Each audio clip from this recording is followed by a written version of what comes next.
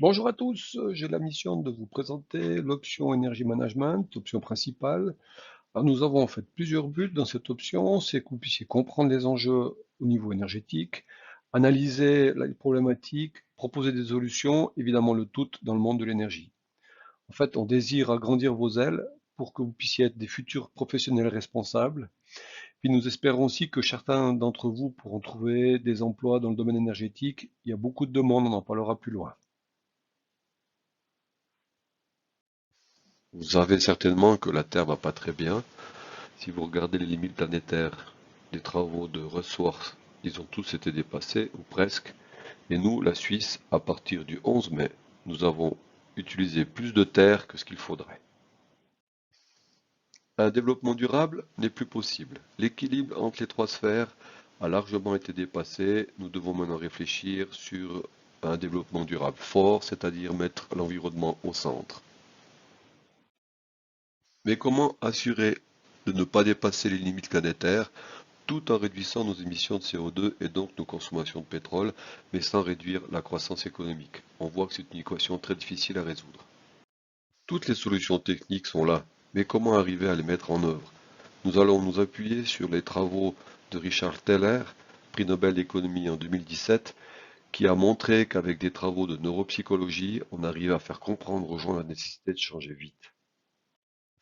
Nous allons voir pourquoi un prix Nobel d'économie vient regarder en Suisse, en particulier en Valais, la manière dont nous avons réussi à gérer nos communs et donc assurer un minimum de revenus pour l'ensemble de la population.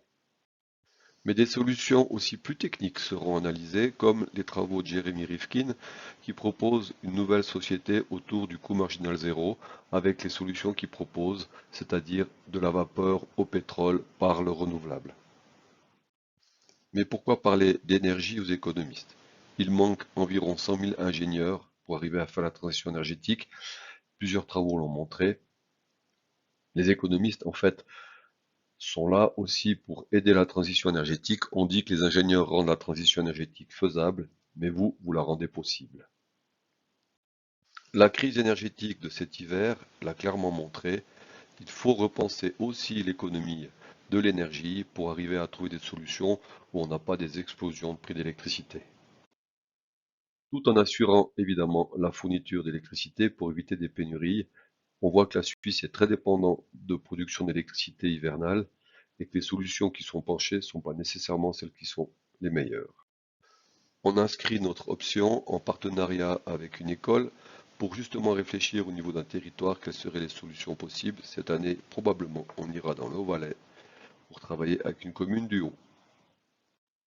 Certains des professeurs que vous avez déjà rencontrés avec d'autres casquettes vont focaliser leur enseignement sur la problématique de l'énergie.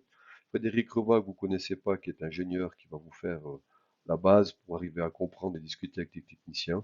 Jean-Christophe Loubier et Joël Mastelik, qui travaillent plus sur la partie marketing, et Jean-Christophe sur la partie liée à l'impact territorial. Et moi, j'assure la partie marché de l'énergie, la gestion des risques et la partie management. Vous avez beaucoup d'intervenants extérieurs qui viennent intervenir dans l'option avec un scope très large. On parle de rebond d'énergie avec les affaires d'électricité ou bien de Sandra Klimke qui vient nous parler des contrats de performance énergétique ou encore Jean-Christophe Chemette qui parlera de la problématique de l'éolien.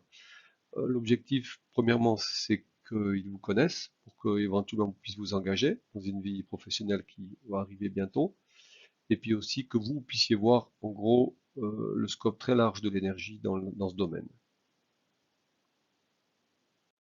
Nos cours sont essentiellement organisés sur la co-création. Nous avons eu la chance d'avoir un reportage de la radio-télé Suisse Romande qui est passé dans notre classe. Vous avez la possibilité d'aller voir quelques extraits de cette émission.